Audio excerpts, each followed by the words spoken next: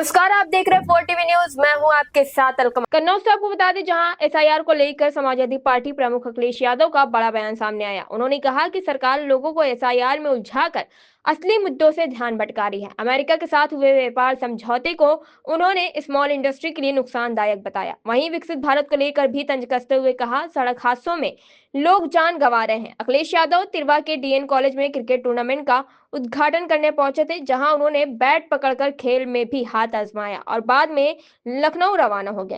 ये देश के प्रधानमंत्री अपनी सेहत सही होने का 2 किलो गाली की बात कर रहे हैं। देश के प्रधानमंत्री अपनी सेहत का सही रहने का 2 किलो गाली खाने की बात कर रहे हैं। देखो, ये हमारे प्रधानमंत्री पे कई फार्मूले हैं। हमारे प्रधानमंत्री जी पे कई फार्मूले हैं। किसी ने कहा कि आप इतनी मेहनत करते हैं तो उन्होंने कहा पसीना हम अपने मुंह पे पहुंच लेते हैं, उसी से हम सब कुछ ठीक हो जाता है। भैया देवा शरीफ में और हम लोग भी यही काम करेंगे। देवा शरीफ में हिंदू लड़के का तिलक दुलाया गया है, उस पर भैया क्या ये इसमें पीछे बीजेपी होगी।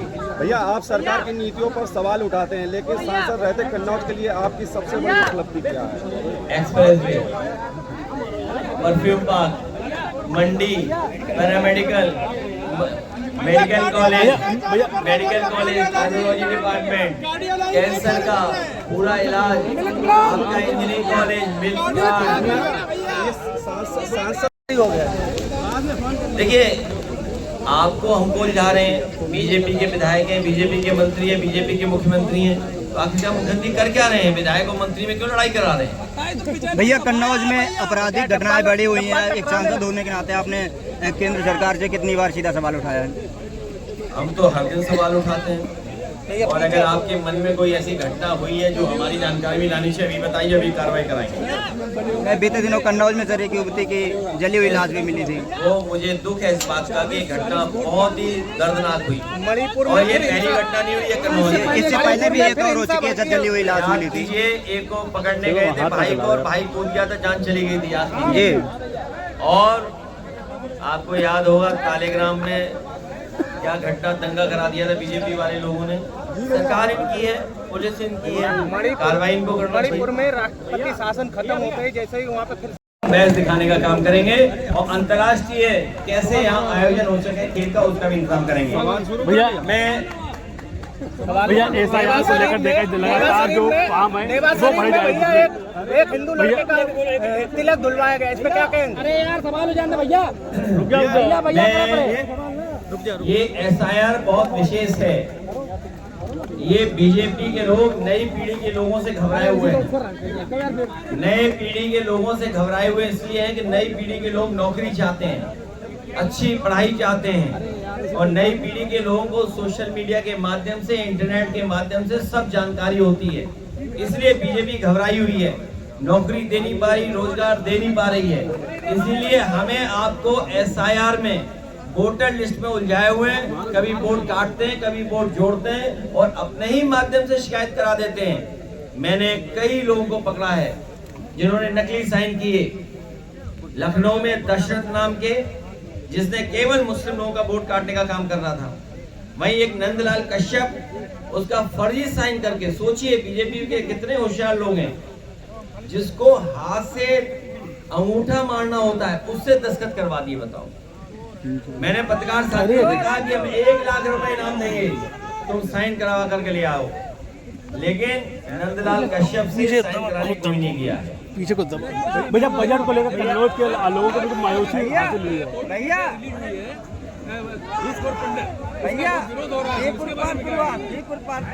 देखिए, मैं आपसे कह रहा हूँ, बीजेपी से बहुत होशियार रहो, बीजेपी से बहुत होशियार रहो, बहुत सावधान रहो। रुक जाओ भाई, होशियार रहो, सावधान इसलिए कि ये ओटीटी पे चलाने की परमिशन किसने दी?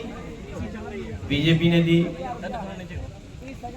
ये बताइए, बीजेपी का ही ओटीटी है, सरकार जानती है क्या ओटीटी पे आ रहा है? अगर किसी ने कोई सीरियल बनाया है तो उसकी अनुमति तो ली होगी ना सरकार से। तो जब अनुमति सरकार से ली तो अनुमति सरकार ने कैसे दे दी? अब वो ये चाहते हैं कि आप पक्ष में बोलोगे तो फंस जाओगे, खिलाफ बोलोगे तो फंस जाओगे। अगर आप कहोगे कि अच्छा नहीं हो रहा है, खिलाफ हो रहा है, तो आपको फंसाने के लिए और बुनियादी सवालों को ध्यान भटकाने के लिए ये सरकार को जवाब देना चाहिए। वो रिलीज कैसे हो गई, बनवाई किसने? और मैं दावा कर सकता हूँ, दावा ये कर सकता हूँ, जो पैसा लगा होगा OTT बनाने में वो बीजेपी वालों का ही होगा।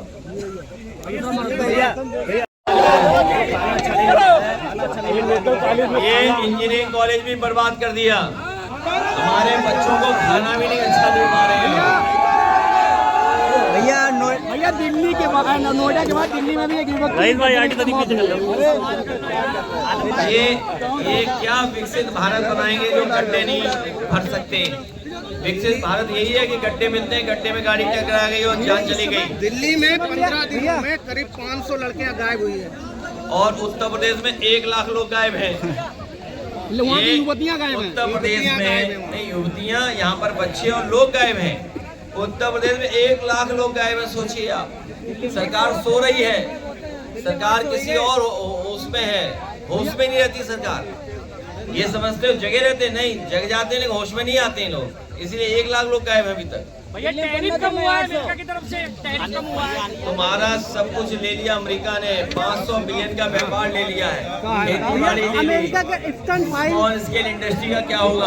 अब हम लोग अमेरिका का खाना खाना, अमेरिका के कपड़े पहनना और अमेरिका के गुन गाना, यही स्वदेशी लोगों ने किया है। और अब ये हमें आपको सोचना चाहिए, जो अनरजिस्टर्ड संगी साथी भारतीय जनता पार्टी के समय समय पर झंडा लेकर निकलते थे स्वदेशी आंदोलन चलाने, अनरजिस्टर्ड लोग संगी साथी भारतीय जनता पार्टी के कहाँ हैं कि अब देश को अमेरिका के अंडर 500 बिलियन का दे दिया। भैया जनता पहुंच रही है, आप दिल्ली में ज्यादा दिखते हैं कन्नौज में। कन्नौज में क्या चीज? जनता पहुंच रही है, आप दिल्ली में ज्यादा दिखते हैं कन्नौज में। देखिए, जनता की सेवा करेंगे और जितना काम हम लोग कर चुके हैं इससे ज्यादा काम करने का काम हम लोग करेंगे। जनता चाहती इलाज सस्ता मिले, जनता चाहती बिजली सस्ता मिले, जनता चाहती उन्हें सड़कें अच्छी मिले, जनता चाहती नौकरी रोजगार मिले, उसके लिए हम लोग काम करते रहेंगे। अभी तक संसद में आपने किसी प्रकार कोई मुद्दा नहीं उठाया क्या? तुम्हें पता ही नहीं है कुछ? जब रेलवे गिरा था सबसे बड़ा काम कौन खड़ा हुआ था बताना? भैया कन्नौज की सड़कें, स्वास्थ्य और शिक्षा की हालत खराब है, क्या ये आपकी नाकामी नहीं मानी जाएगी? इसमें आपकी नाकामी नहीं मानी जाएगी? पत्रकार भाई अपना नाम बता दे यार। आलमपुर है इसी। आलम कुछ जानता ही नहीं है बेचारा। भैया हर बार आप पत्रकार का नाम पूछते हैं, नहीं जानता ही नहीं कुछ बेचारा। आप हर बार पत्रकारों का नाम पूछते हैं, इसके पीछे की वजह क्या है? हर बार इसलिए पूछते हैं कि उन्हें जानकारी है कि नहीं। अरे रुक जा भाई, ए भाई ये बताओ, ये सड़क चौड़ी किसने की? सड़क किसने चौड़ी की? गिनाइए आप। सड़क किसने चौड़ी की भाई बता जी, कौन सी? किसने की? ये वाली तिरवा वाली। आपकी। अबे रुक जाओ यार, अरे रुक जाओ भाई, अभी देख गोल गोल घूमेगा ये। सड़क किसने बनाई चौड़ी?